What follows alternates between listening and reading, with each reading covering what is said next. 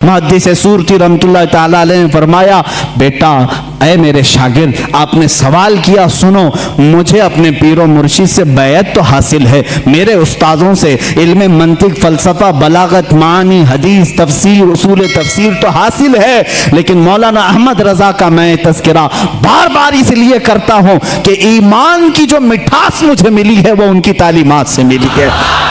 अज़मत रिसालत होती क्या है मैंने मौलाना अहमद रजा से सीखा है।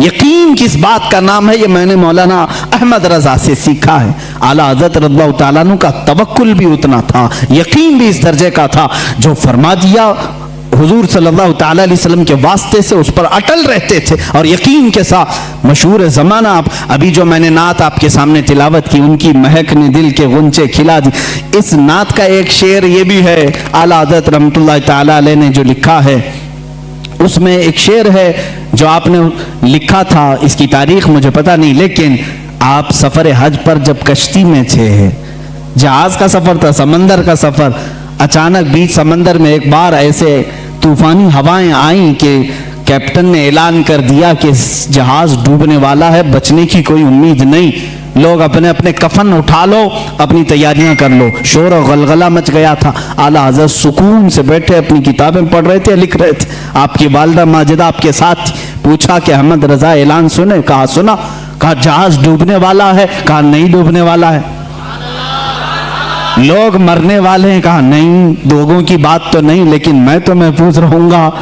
कहा इतने यकीन के साथ? कहा हाँ अम्मा, जब मैं जहाज में बैठा था, हुजूर अकरम सल्लल्लाहु अलैहि वसल्लम की हदीस है, पानी के सफर पर जब कोई जाए तो ये दुआ पढ़ ले, बिस्मिल्लाहि मजरेहा व मुरसाहा इन्न रब्बी लगफूरुर रहीम। जो ये दुआ पढ़ ले वो डूबने से और गर्क होने से महफूज हो जाएगा। मैंने वो दुआ तिलावत कर ली। अब मेरा ये यकीन कामिल है, हजार तूफान आए, तूफान झूठे हो सकते हैं, रसूलुल्लाह का कौल नहीं झूठा होगा, मैं महफूज रहूंगा। और आपने फरमाया था, आने दो या डुबो दो, अब तो तुम्हारी जानिब कश्ती तुम्ही पे छोड़ी, लंगर उठा दिए हैं। ये यकीन है, ये यकीन है।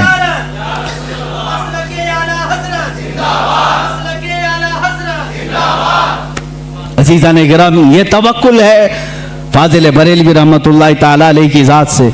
और एक दो बार की बात नहीं, कई मरतबा एक इल्म नजूम के माहिर मौलवी साहब आपके पास आए, उन्होंने भी ऐसे, इल्म नजूम किसको कहते हैं? एस्ट्रोलॉजी। एस्ट्रोलॉजी मैंने थोड़ी सी पढ़ी है, लेकिन बहुत अजीब सी लगती है। जो लोग पढ़े होंगे या उसमें घिरे होंगे, उनसे भी मैं कहता हूँ तौबा कर लो, बाज आ जाओ। ये जो राशि देखते हैं सुबह सुबह उठ करके, स्टार क्या है आज हमारा, तुम्हें क्या मालूम स्टार क्या है?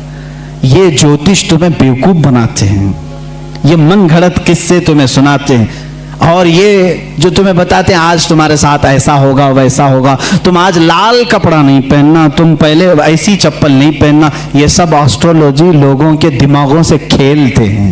ये क्या है? ये इल्म क्या है? इसकी एक ही डेफिनेशन मुझे मालूम है, अटकल पच्छू का नाम है।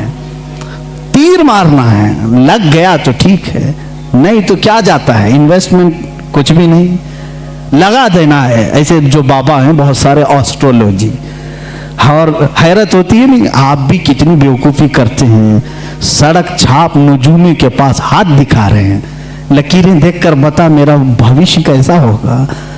ए नादान, पहले उसका तो देख, वो कहाँ बैठा है, जिसके पास तू दिखाने जा रहा है वो कहाँ बैठा है।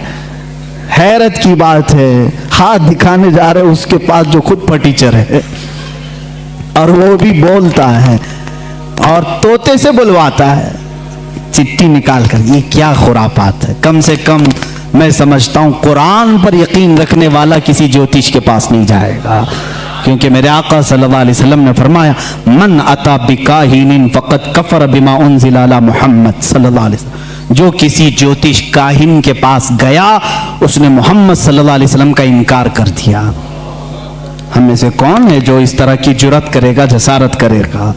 हमें अल्लाह की ज़ात पर यकीन है, जो कुछ भी होगा मर्जी मौला से होगा, अल्लाह की मर्जी से होगा।